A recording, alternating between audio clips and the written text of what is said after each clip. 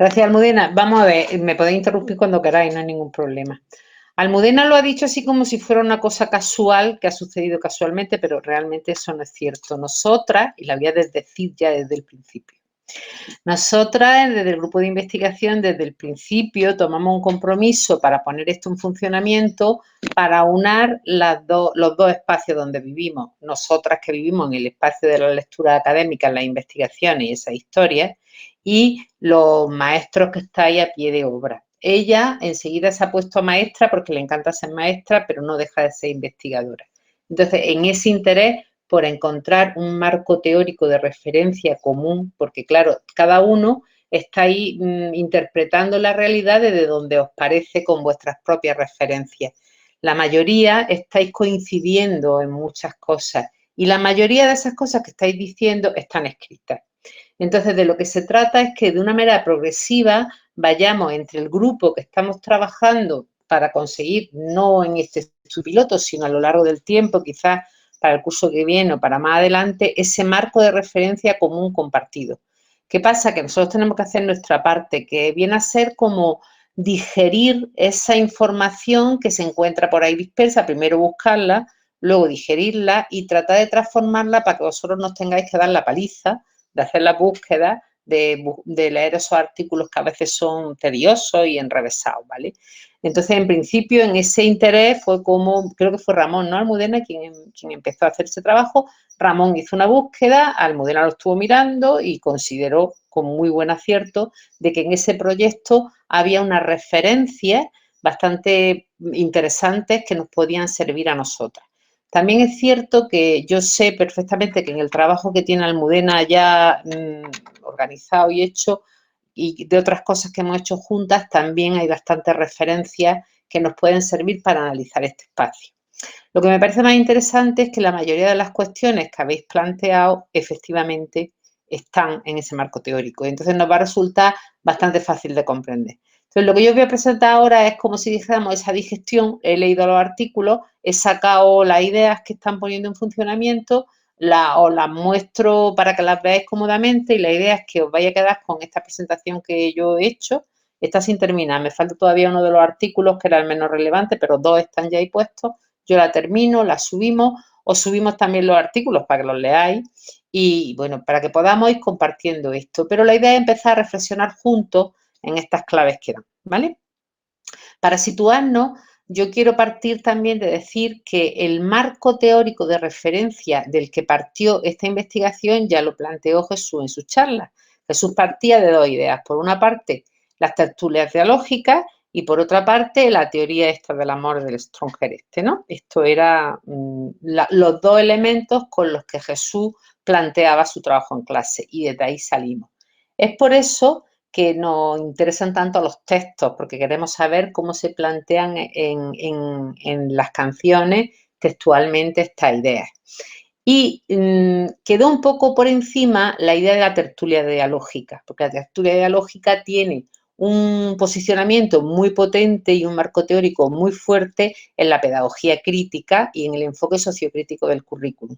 Y ahí tenemos muchas cosas que van a dar respuesta a cosas que estáis diciendo vosotros ahora. Por ejemplo, la tensión que se está produciendo entre lo que ha dicho Blanca, dice, vaya que las madres me pongan un problema que puede pasar.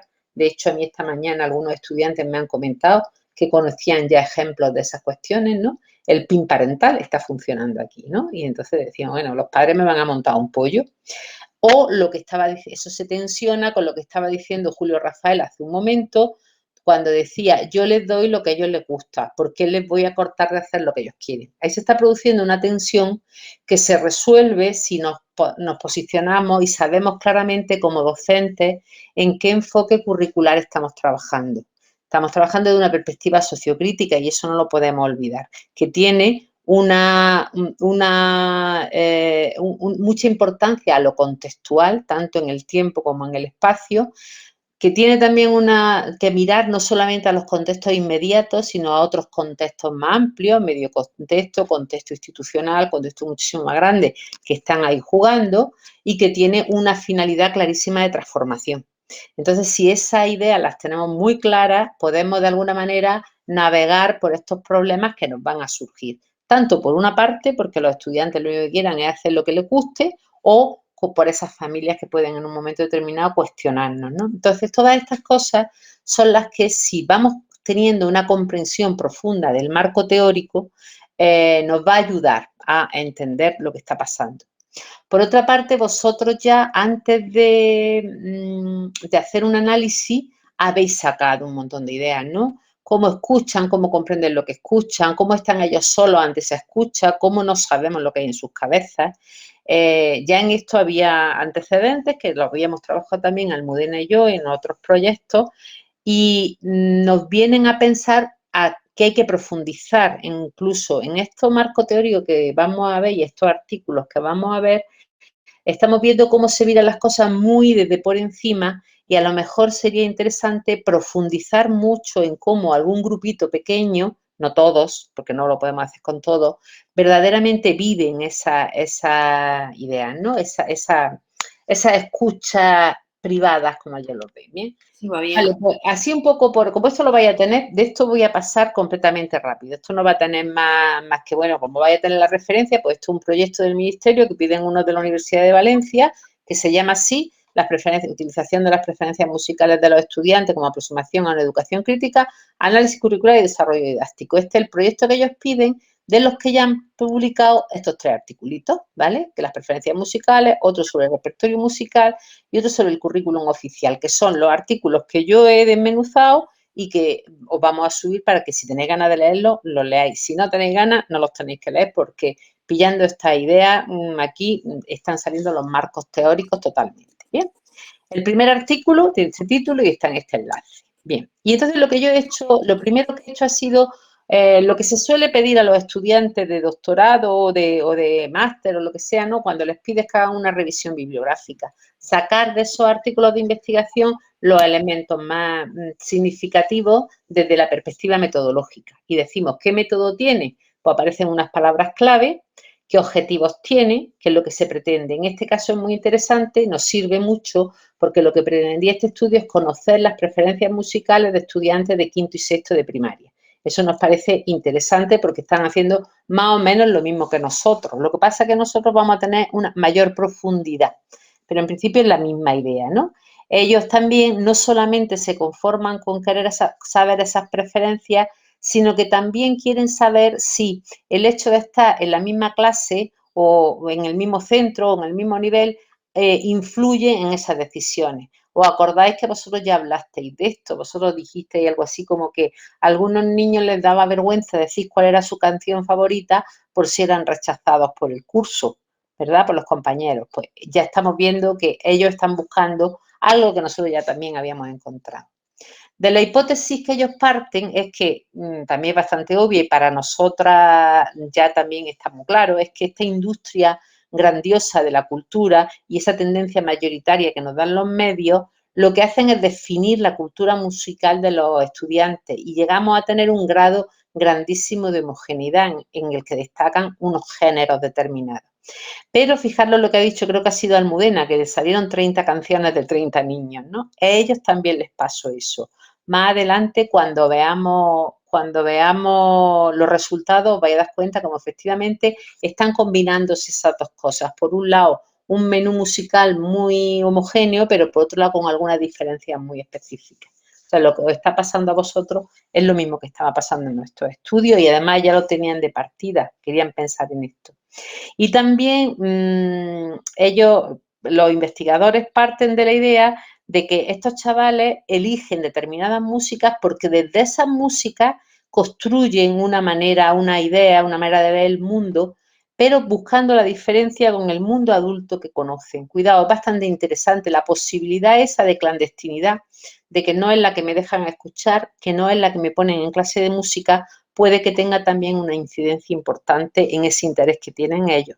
Ellos piensan, los investigadores, que eso es así, y con esta idea se van al campo a ver qué pasa.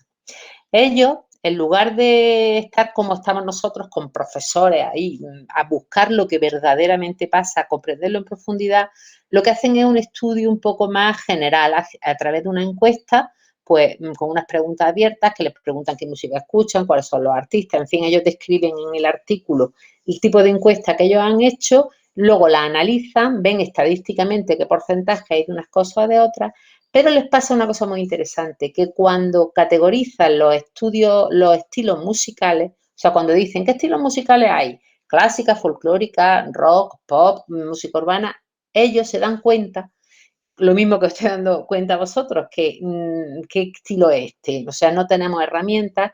En este estilo desde la perspectiva de la música, de la musicología, que se cataloga como música popular urbana, no es una cosa homogénea para todo el mundo igual. Y entonces ellos se dan cuenta que no tienen más remedio que empezar a categorizar de otra manera. Y finalmente lo hacen para poder hacer un análisis más o menos coherente de lo que han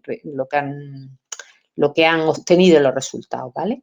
Y en este estudio participan 199 estudiantes que son de tres centros de infantil y primaria, donde tienen uno de una línea, otro de 2 líneas, total, que al final entre quinto y sexto, niños de 10 a 12 años, divididos en 3 centros, ¿vale? Esto es de alguna manera la muestra y el diseño de investigación que ellos hacen. ¿Vamos bien o voy rápida? Yo es que siempre soy como una especie de moto. ¿Sí? ¿Vamos bien? Vale. Lo primero que aparece en estos artículos siempre es un marco teórico de referencia, pero yo he preferido poner el marco teórico al final, ¿vale? Ese marco teórico es esa idea que ellos dicen, pues mira, hay un montón de gente que ha investigado todas estas cosas y yo desde esa interpretación voy a interpretar lo que hay. Pero a mí me ha gustado más ir a los resultados. Y rápidamente a ver que con esa herramienta ellos que han sacado, ¿no? Y los resultados que sacan es que como les preguntaban directamente que por qué escuchaban música y tal, decían que había una relación muy, muy fuerte entre la música y los chavales desde una perspectiva emocional. Les tocaba siempre las emociones. O sea que esa relación de escucha quizás no tenía tanto que ver con cómo es esa música o qué dice esa música, sino cómo ellos se vinculan emocionalmente a la música. Por lo tanto, ahí nos podemos perder ya, porque ya no sabemos en qué momento se vinculan emocionalmente, ¿no? Eso también Almudena, se lo recuerdo, lo tiene también muy bien estudiado y muy bien escrito en su libro, donde explica las distintas maneras de relacionarse con el gusto musical, ¿no? Y nos podía servir también para entender cómo se produce esto en los niños que estamos mirando, en los grupos que estamos mirando. También ellos en las preguntas que hacen les preguntan que cuántas veces y se dan cuenta que sí, que un montón de veces, que por lo menos 6 días por semana. Ellos ahí lo cuentan con un 5, no sé cuánto, pero en fin, los niños 6 días a la semana escuchan música, los niños de quinto y sexto. Sus favoritos son de mucha diversidad, pero yo lo he puesto en rojo porque a mí no me parece que sea tanta la diversidad, porque al final los más votados son estos que vienen ahí, ¿no? Y según el estilo de música que dicen que tienen estos, son cantantes melódicos, la mayoría. Luego van los raperos y luego los DJs, pero sí, sin embargo, el primero que viene ahí y que lo han puesto ellos el primero, este Nicky Jam, yo no entiendo mucho, pero me han dicho esta mañana mis estudiantes que el Nicky Jam este es un reggaetonero con un rollo un poco melódico, ¿no? Por lo tanto, ya tenemos ahí otra vez un poco del mismo lío que tenemos. Nosotros ya podemos partir de esa idea, que cómo clasificamos, a qué, o hace falta clasificar tanto, o lo que nos interesa más es fijarnos en cómo escuchan los niños. A lo mejor lo que más nos interesa es por ahí, ¿no? En general, los perfiles que tienen son cantantes melódicos, grupos musicales, raperos y DJ. El estilo preferido en principio, según ellos, es el pop, luego el hip hop, luego la música electrónica, el reggaetón y el flamenco. Pero ya os digo, yo creo que el tema del reggaetón está por delante porque ese Nicky Jam es reggaetonero melódico, por lo tanto puede. Y lo que ya habéis también vosotros dicho, que me ha parecido muy curioso, es que el número de años que los artistas favoritos llevan trabajando en la música es menor a 10. Por lo tanto, esa caducidad de las músicas de moda es verdad que existe. O sea, que estamos viendo un tipo de música o un artista que están escuchando ahora que hace 10 años, o sea, cuando los más jóvenes de nosotros estábamos en sus edades, no existían siquiera. Por lo tanto, eso también es un rasgo muy interesante a tener en cuenta. Nosotros como docentes, según esto, tenemos que abrirnos muchísimo más, ¿no?, a la idea. Cuando ellos presentan todos esos resultados, que los analizan muy bien, poniéndote sus tablas, sus cosas en el artículo, llegan a una conclusión. Y entonces la primera conclusión que sacan es que esta clasificación que tenían, pues no les sirve de nada, que es algo que habéis dicho vosotros. O sea, ya sabemos perfectamente que esa etiqueta de música popular urbana no nos sirve para nada para conceptualizar las músicas que ellos están escuchando. Por lo tanto, creo que algo que deberíamos o que podríamos ir haciendo si nos apetece es de todas esas playlists que hemos elegido, tratar de definir cómo son esos estilos musicales y qué diferencia hay y cómo se venden, porque a veces se venden de una manera en la que hay muy pocas diferencias. No sé, pero igual desde esa perspectiva podríamos empezar a echarle una ojeadita de oreja y de entender cómo son esos estilos musicales, ¿bien? A mí me parece interesante que ellos, que han hecho muy bien en el trabajo, es que cuando se dan cuenta que no les sirve la categorización que tenían, de una manera emergente, viendo las músicas que les salen, ellos hacen unos grupos. Nosotros podríamos hacer esa categorización, ver la que ellos han hecho, ver qué cosas han metido, en qué sitio y quizás afinarla un poco para encajar los estilos musicales. Eso sí, finalmente es lo que más nos interesa, no lo sabemos. A lo mejor nos interesa más alguna otra parte, porque en el marco teórico ellos hablan de otra serie de cosas que creo que para nosotros son más interesantes. Pero en las conclusiones llegan a esta conclusión que, bueno, que está bien, ¿no? Más tipos de conclusiones que sacan. Ellos se dan cuenta que hay una gran diversificación de los gustos musicales, que esos menús musicales se confeccionan casi a medida, que viene a ser lo que acabáis de decir vosotros también, aunque siempre hay una música comercial que está presente en todos los casos, en todas las escuelas, en todas las situaciones. Hay una mezcla de música de consumo mayoritario y otra de como cositas más individuales. ¿Qué nos lleva a decir esto? Yo creo que ahí se hace relación con el modo en que se escucha la música. Yo creo que ahí, Almudena, nos vamos a lo que nosotros habíamos puesto en nuestros marcos teóricos de la escucha de los niños, de las investigaciones de Jung y de esta gente, de cómo ahora se escucha por muchas vías distintas.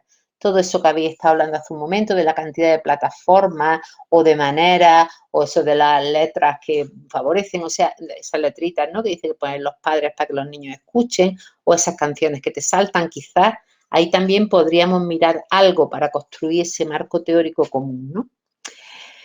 Ellos también sacan la conclusión de que esos espacios de educación formal, o sea, el grupo clase, la escuela en la que están, el centro, el curso, sí es verdad que ejerce una influencia. Yo creo que para nosotros eso puede ser una mina para observar cómo se influyen de unos a otros.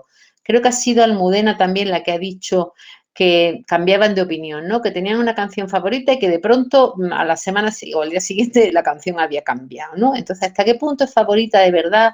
O hasta qué punto es que a lo mejor ellos cuando han visto las de los otros se han dado cuenta que no van a ser afectados. No sé, quizá haya algo de eso por ahí, ¿no? Podríamos observar con mucho detalle cómo sucede eso y puede ser bastante interesante. ¿Bien? También se dan cuenta de esa importancia que tienen entre ellos, de la opinión que tienen uno de otro, el grupo de iguales a la hora de construir esto, y también se dan cuenta cómo eso no está en los libros de texto y no pasa en las clases, ¿no? Estas son las conclusiones que ellos sacan de su estudio, ¿no? Finalmente lo que hacen es decir, así como definitivamente, que sería bueno, nos dan una recomendación a todos, que estaría bien incluir esta música en el currículum educativo porque nos permite tratar problemáticas sociales que son próximas a los estudiantes y porque a través, esta conclusión es muy importante como justificación de nuestro trabajo, ¿no? Porque a través de esta música ellos construyen su identidad cultural. Por lo tanto, deberíamos de estar ayudando a esto, porque no son tan importantes los contenidos, no es tan importante enseñar un 2x4 o enseñar los instrumentos de la orquesta, sino que lo verdaderamente importante son lograr los objetivos de la educación y sus finalidades. Entonces ahí tenemos como docentes la seguridad y la tranquilidad de que podemos defender nuestra postura ante nuestros claustros, ante la familia, ante cualquier problema que pueda surgir, ¿no? Y de esa forma, mediante estas músicas, podemos meter tanto los aspectos musicales, o sea, si tenemos que enseñar un contenido musical, lo podemos enseñar, que era al final lo que hacía Jesús cuando habían elegido la canción favorita, ¿no? Decía, bueno, pues ahora vamos a hacerle un cambio de letra, pues están trabajando el ritmo para encajar la letra, en fin, cualquier contenido musical, pero sobre todo se reflexiona sobre las relaciones que guardan las piezas con los entornos sociales en que ha sido compuesta, que es esto que habéis contado ahora mismo, que ha sido muy gracioso, ¿no? De cómo ellos se imaginan que el cantante de esa canción vive en una mansión y luego vive en un nido de ratas, ¿no? Pues toda esa deconstrucción de esos imaginarios que ellos de alguna manera están construyendo de forma inconsciente a través de la reflexión sobre las canciones y sobre cómo se presentan, es muy importante hacerlo, ¿vale? Estas son las conclusiones que ellos sacan. Bien, luego he puesto ahí una cantidad de ideas que desde este artículo salían como sugerencias, pero que tienen que ver mucho con el trabajo que estamos haciendo, ¿no? Que es importante que los docentes tomen medidas para conocer las preferencias musicales de los alumnos, que haya estrategias para incorporarlas, todo esto nos empodera y nos envalentona. Que también que el hecho de participar en la construcción curricular es importante porque eso les permite reconocer, comprender los desafíos de sus propias vidas y estamos de esa manera poniendo en marcha un currículum sociocrítico, que esto es muy importante. Creo que ahí está la clave del asunto. Tratar de que la educación musical tenga ese enfoque no solamente activo de las pedagogías tipo, bueno, lo que sabemos hacer, ¿no? De las metodologías, de ORF y de estas cosas, ¿no? Que es práctica, hacer cositas como más o menos monas, sino que transitemos a esa situación del currículum sociocrítico que es tan necesario en la sociedad que tenemos con estos cambios tan rápidos, en una sociedad que al fin y al cabo estamos en decadencia, por mucho que queramos nosotros bueno, más o menos sostenernos como podemos, lo que está pasando es como un horror, ¿no? No podemos estar con, no sé, con 8.000 personas en Ceuta transitando por las calles sin saber qué vamos a hacer con ellas, en fin. No os voy a contar cómo está el mundo, que todos lo sabemos. Pero desde esa conciencia como docentes de que la actividad de la educación es una actividad política y tenemos que tomar partido porque hacemos transformar o seguir perpetuando el estatus que hay, ¿no? Pues esa posición en un currículum sociocrítico yo creo que nos empodera y nos legitima en nuestro trabajo, ¿no? Y cambiamos la posición de la música como una María, sino al contrario, como una herramienta con un potencial inmenso para poner en pie este tipo de currículum, ¿no? Y estas transformaciones. Y luego después me he entretenido también en sacar una cantidad de líneas de investigación y de posibilidades que de estos artículos salen desde esta investigación, que pueden tener que ver con lo que nosotros estamos haciendo, ¿no? Podemos profundizar en esa influencia que están teniendo las preferencias específicas que tienen, o sea, ver cuáles son las que son más famosas, las que tienen más éxito entre ellos y ver cómo ellos construyen ese mundo. Eso sería muy interesante hacerlo de una manera detallada. También podemos ver qué influencias tienen esas preferencias musicales con la autorrepresentación de ellos mismos, cómo se sienten ellos en relación, o sobre todo ellas, ¿no? En relación a estas muchachas que salen con el culo, meneando el culo, cuando ellas se ven que son de otra manera, ¿no? La influencia que tiene la música en la construcción de los roles de género, en el gusto estético, en las actitudes vitales, todas estas cuestiones son interesantes de mirar.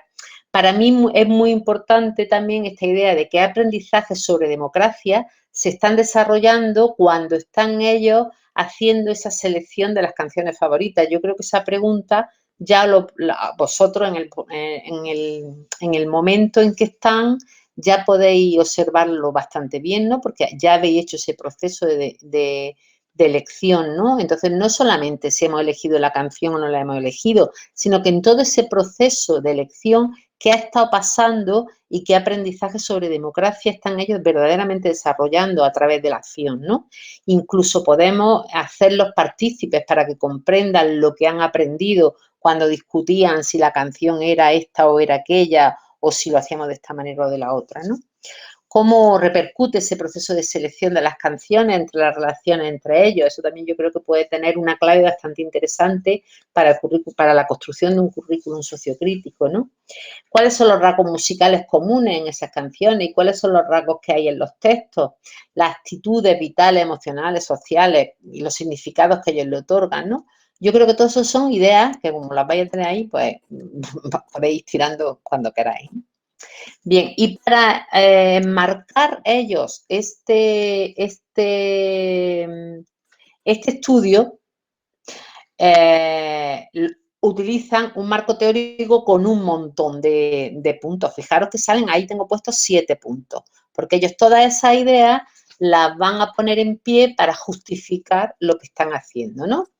Entonces, bueno, yo ahora después en la presentación lo que hago es todos esos puntos, pues explicar lo que significan cada uno de ellos, ¿no? De todos los elementos, ¿no? Ellos parten de la necesidad de construir un currículum crítico. Y ahí tenemos nosotros, imagínate Almudena, con lo que llevamos investigado, lo que llevamos escrito y leído sobre esto, lo que tenemos que decir, montañas de cosas, ¿no? Yo simplemente me he puesto a poner las ideas que ellos sacan, ¿no? Y entonces ellos parten de la idea de que la educación y la sociedad están en una relación de dialéctica. Fijaros, esa es otra vez la tensión que hemos manifestado, ¿no? Entre el miedo a que la familia me diga que esto tal, que necesitan los niños, cómo me posiciono yo ahí. Por otro lado, como cada vez que hay un problema en la sociedad, dicen, no, no, es que eso lo tiene que solucionar la educación. Bueno, pues esa verdad absoluta e irrefutable, ¿no? Que la educación y la sociedad están continuamente como una construcción política y que desde la perspectiva democrática hace falta que participe todo el mundo, ¿no? Para eso no podemos ser un docente acrítico, no podemos ser un docente que aplique una receta o que siga el libro, sino que tenemos que ser capaces de formular teorías, de tener marcos teóricos que nos empoderen y que nos podamos situar en el centro los verdaderos problemas del contexto en el que están viviendo nuestros chavales ahora mismo, y eso es un contenido curricular. No se nos puede olvidar, no podemos darle prioridad a las divisiones, no, por encima está esos problemas contextuales, esa preparación para la participación de los chavales a la vida política, a la vida democrática, ¿no? Hay una idea que ahí yo no puse, que me hace gracia que dejáramos, porque yo, claro, eso lo tengo tan olvidado ya, pero ellos lo utilizan, que dejáramos de pensar en que la educación funciona como una ley natural aparte de todo, o sea, que esa idea fuera, ¿no? Que es una construcción política y que tú te tienes que posicionar ahí, ¿no?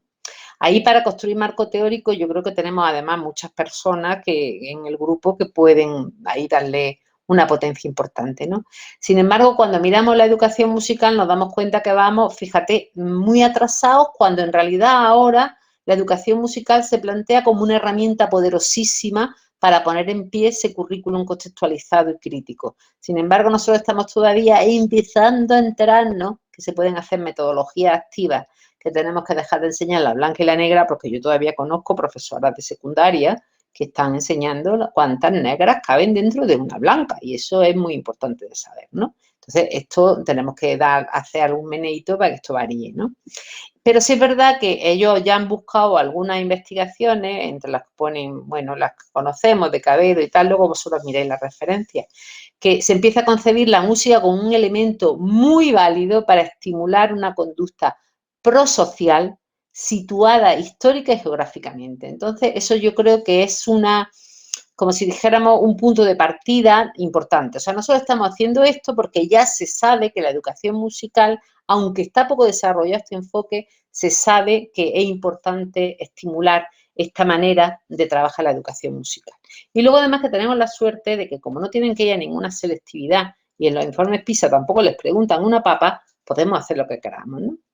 Bien, y luego hablan de lo importante que es incorporar las músicas de los estudiantes para que ellos tengan autonomía, para que se empoderen y para que tomen el control de sus vidas musicales. Esto lo fundamentan con una cantidad de autores bastante importantes, pero Almudena, yo creo que nosotros tenemos mucho más de lo que ellos han puesto ahí, ¿vale? Bien, luego también han buscado información sobre lo que es la vida, la música, lo que significa la música en la vida de los adolescentes. Este trabajo que nosotros estamos haciendo con primaria y que estos de Valencia han hecho ya también con primaria, no se había pensado mucho porque con estas edades. Se había pensado mucho en la secundaria, en el bachillerato, en una adolescencia y una juventud un poco más desarrollada. ¿Qué pasa? Que lo que nos estamos dando cuenta es que ahora la adolescencia se ha adelantado. Los niños entre 9 y 11 años, por la manera que tienen de vivir, por la difusión que hay por los medios, por la libertad que tienen de manejar los youtubers y demás, empiezan mucho antes esos periodos de la adolescencia, ¿no? Entonces, se están empezando a hacer los estudios mucho antes y eso también nos valida, o sea, es otro dato que nos dice, estamos haciendo bien porque estos procesos se han adelantado. Estos autores de este artículo lo que han hecho ha sido buscar toda la información que hay sobre el papel que juega la música en la vida de los adolescentes. Y entonces, eso está más que demostrado también, pero en edades un poco más altas, a partir de los 12, 15 años, que la música tiene un papel fundamental porque se meten con la estética, con la identidad, con la socialización, con la regulación emocional, la personalidad, los roles de género, todos los jóvenes lo estructuran alrededor de sus músicas favoritas. También en la formación de los grupos de iguales, muchos se hacen amigos por el tipo de música que están escuchando, pero no porque la música tenga más ritmo, menos ritmo, o tenga tales o cuales características musicales, sino porque engloban una manera, demuestra una forma de estar en el mundo, ¿no? Una forma de vestir, una forma de vivir, una forma de concebir las cosas, ¿no? Y luego también está bastante demostrado esto que estaban viendo y que vosotros también habéis visto en vuestras escuelas, que condiciona la aceptación social a mi gusto individual. A mí me puede gustar muchísimo Mozart, pero cuando voy con mis colegas, yo no voy a decirles que en mi casa lo escucho, porque no me interesa, ¿no? Yo, pensando en esto, reflexioné sobre los contextos de mi hija y de sus amigos, que efectivamente eran todos músicos, y sus amigos eran todos del conservatorio, y le encantaba la música, pues la música clásica, y de hecho muchas obras que a lo mejor ella no tocaba, que tocaban los pianistas, entraban en su vida y lo escuchaba, pero sin embargo, durante una época así, la primera adolescencia, estaba todo el día con el pato maricón, que fue cuando empezó a salir el reggaetón, y yo dije, Dios mío, esta de pronto se le ha olvidado todo lo que le gusta la música, ¿no? Porque estaba con otros colegas, ¿no? Incluso entre esos colegas que les gustaba esa música, como ellos construían su identidad era eso, ¿no? De esa manera, no a partir de las músicas clásicas. Bien, el tema de la ideología, el ver cómo puede llegar a influir la música que escuchan en su conducta. Esto ya existe, ¿no? Existen estudios donde donde se dan cuenta y demuestran que puede influir. Por lo tanto, ahí tenemos otro dato que nos justifica cuando venga una madre o un consejo escolar a decirnos, ¿por qué están oyendo esto? Oye, porque es que hay un dato de investigación que esto influye, que influye en la conducta de los niños, ¿no? Y nosotros somos educadores, no somos personas para repetir contenidos como loros, ¿no? Bien, y eso. Y hay luego también otra cosa interesante, que no es cuestión de moda, de que se ponga de moda o no, sino que las preferencias musicales influyen en la configuración de la identidad y ya entonces tiran como por un camino. No es que ahora se pone de moda y ahora yo soy del reggaetón y mañana voy a ser de la electrónica. No. La gente que es de la electrónica ya configura su manera de estar en el mundo a partir de ese estilo musical.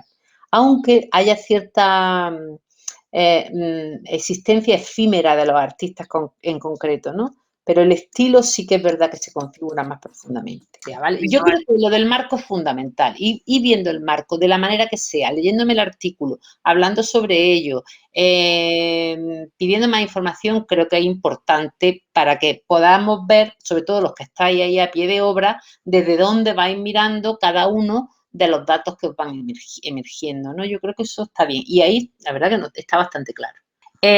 Bueno, otra cosa que ellos también utilizan, que me parece muy interesante, es, han buscado estudios sobre cómo se construyen las preferencias musicales, ¿no? Cómo la gente se construye el gusto musical. Y entonces hablan de tres corrientes principalmente. Por un lado, esto de la relación en U, donde dicen que si la música es una mejilla familiar, una mejilla compleja, y con un prototipo más o menos que conocemos, o sea, más o menos con valores intermedios, a la gente le suele gustar. Y si es muy rara o es muy compleja o es muy simple o es demasiado familiar, nos gusta menos.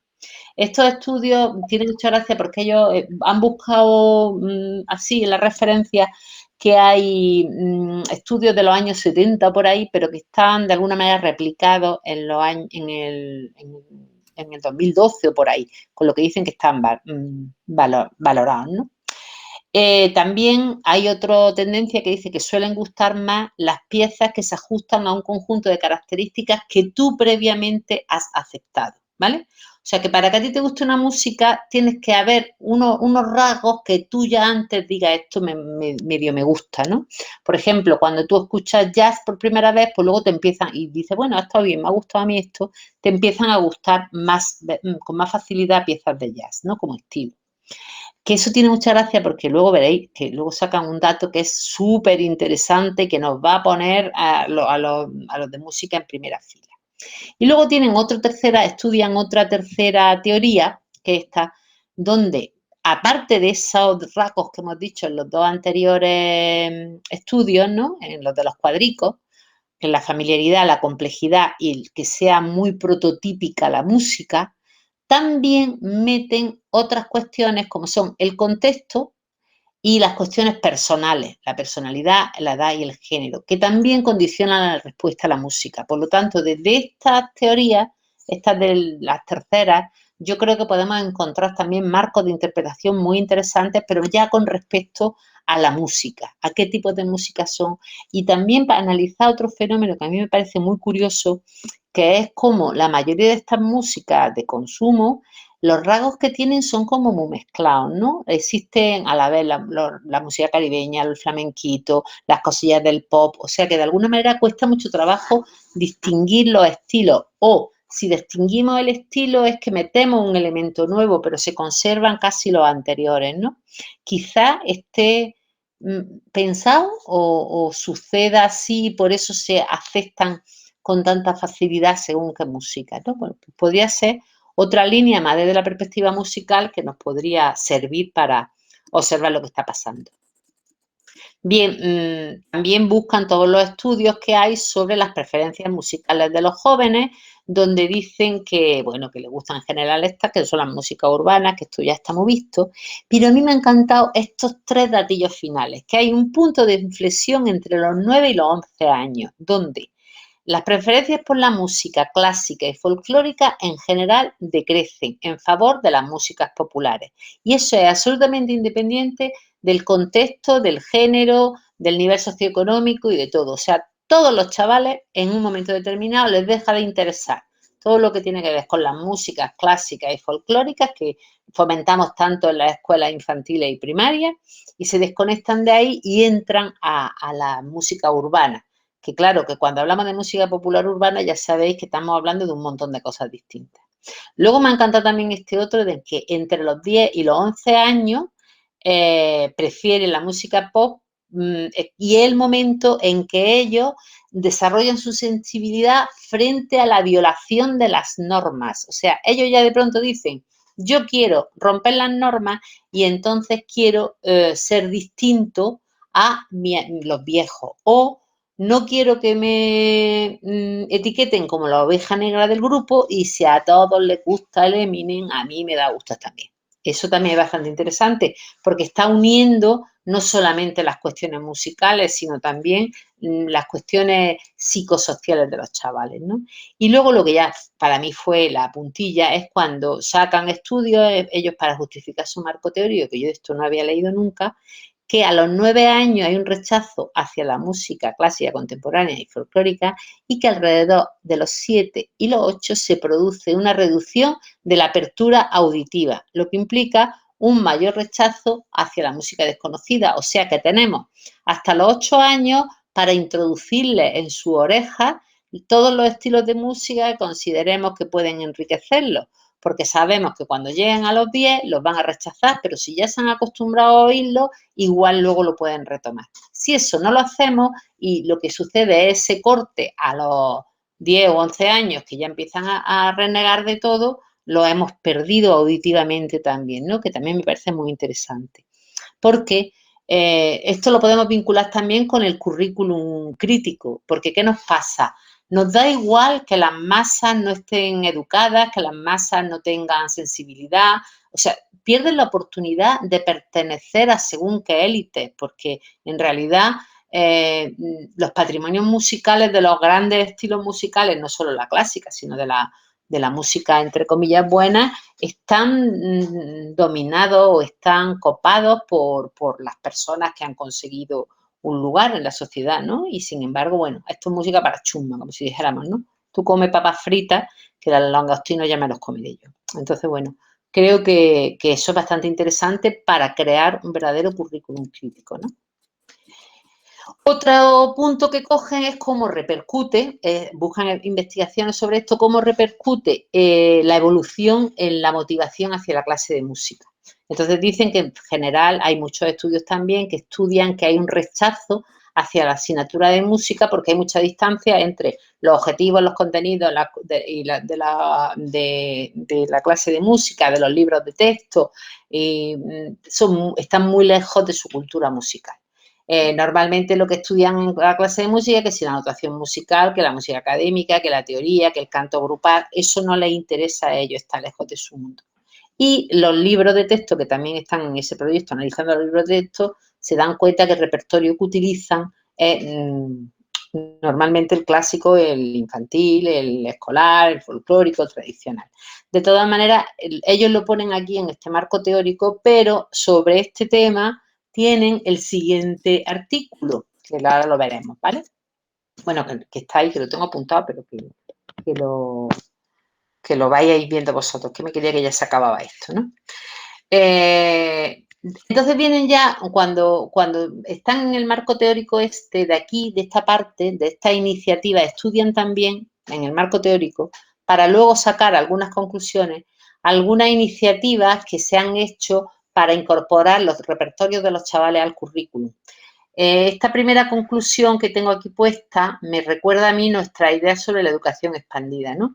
Ellos recomiendan, en los estudios que ellos buscan, suelen recomendar que deberían de utilizar en la educación musical la manera de aprender de los sistemas informales, cómo los chavales aprenden lo que les da la gana cuando les da la gana, ¿no? Ellos eligen lo que quieren aprender, lo aprenden por imitación, lo aprenden entre iguales, lo aprenden a través de la escucha, a través de actividades como interpretar, que se pone a buscar la manera de hacer lo que sea, ¿no? Entonces, lo que recomiendan es que es conveniente incluir en el aula esta manera de aprender. Y, por lo tanto, si utilizamos un repertorio popular y urbano, pues resulta más interesante. A mí me hace gracia ahora que me estoy acordando que estoy ahora mismo con una crilla de piano que quería tocar el Black is Black de los Beatles, ¿no? Entonces yo lo que he hecho ha sido, pues fijaros yo, que yo eso no lo he hecho en mi vida, yo soy más mala que todas las cosas para ese tipo de cosas.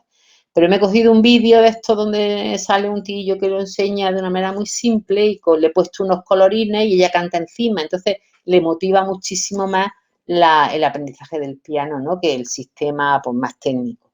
Aunque bueno, luego tienes que también trabajar las otras cosas, pero ella está muy interesada en el momento que se ha dado cuenta que esa canción, que la está aprendiendo por imitación, ella la canturrea, yo le enseño dónde pone los dedos, la motiva, ¿no? Y es importante incorporar la vida musical de los estudiantes y las competencias que ellos tienen fuera del currículum, porque así ellos también se sienten poderosos, tú les das voz y ellos se sienten que pueden elegir, ¿no? Y luego ya terminan, creo que esta es la última, no sé si me queda alguna de ellas, muy poca cosa, comparan, buscan un par de estudios sobre cómo está la música en Centro Europa, eligen Finlandia y Noruega, creo que es, donde dicen que en el currículum meten la música popular urbana en la escuela, que en las escuelas como instrumentos tienen baterías, bajos, guitarras, amplificadores, cosas de ese tipo, y a la formación del profesorado priorizan gente que sea capaz de tener formación popular. Mientras que en el currículum nuestro se le da mucha importancia al patrimonio cultural y la música tradicional, el instrumental que hay en las escuelas es en general el instrumental ORF y la formación tradicional del profesorado es lo único que se valora, no se valora que tengan otros conocimientos, ¿no? También buscan estudios sobre si es beneficioso o no meter este repertorio de las músicas de los estudiantes. Y bueno, aquí lo que pongo en esta diapositiva es muy parecido a las conclusiones que sacan, porque esas conclusiones que ellas sacan realmente no las sacan de la investigación que ellos hacen, sino del cruce del marco teórico con la investigación, ¿no? Entonces, lo que hace es que se redunda un poco el marco teórico con lo que os he dicho antes, ¿no? Que es importante meter esa música porque de esa manera transitamos hacia un currículum crítico, ¿no? Ya está, y luego ya viene el segundo artículo. En este artículo, que cuando empecé con ese pensé que en este había muy poco, pero en realidad cuando te pones a mirarlo así muy despacio, salen muchas cosas, ¿no? Si os apetece, pues en otro momento lo explico. Yo de todas maneras, con mi compromiso de hacer el resumen, os subiré esta presentación que tiene el análisis de 2 y me falta el de 1 que no me ha dado tiempo a ponerlo, aquel que era un poquito más flojito todavía. Os lo subiré también, de manera que tengáis los 3 artículos, por si tenéis ganas de leerlos, y tengáis este resumen. A partir de ahí, pues hacemos como mande la jefa, o como decidamos entre todos. Y yo estoy también a vuestra disposición de lo que me toque hacer. Que os apetece que os lo comente también, pues yo lo comento cuando digáis. Entonces ahí aparecen elementos básicos, el posicionamiento del enfoque curricular que uno desarrolla cuando hace este tipo de trabajo. Eso creo que es importantísimo desde el punto de vista de poner la música donde tiene que estar, creo que es un tema que debemos defender. Por otro lado, el valor que tiene la música o la importancia que tiene la música en la configuración de la identidad, es decir, yo me construyo también a través de la música que escucho, ¿no? Y de los rangos de escucha, de hasta dónde, qué edad tiene el niño en el que está abierto a más estímulos musicales. Eso está estudiado, eso que decía que está en mi libro, eso hay un trabajo hecho entero de cuáles son las asociaciones que vamos construyendo y que nos hacen identificar una música incluso con ciertas emociones, ¿no? Pues muchas gracias. Venga, buena semana. Hasta luego.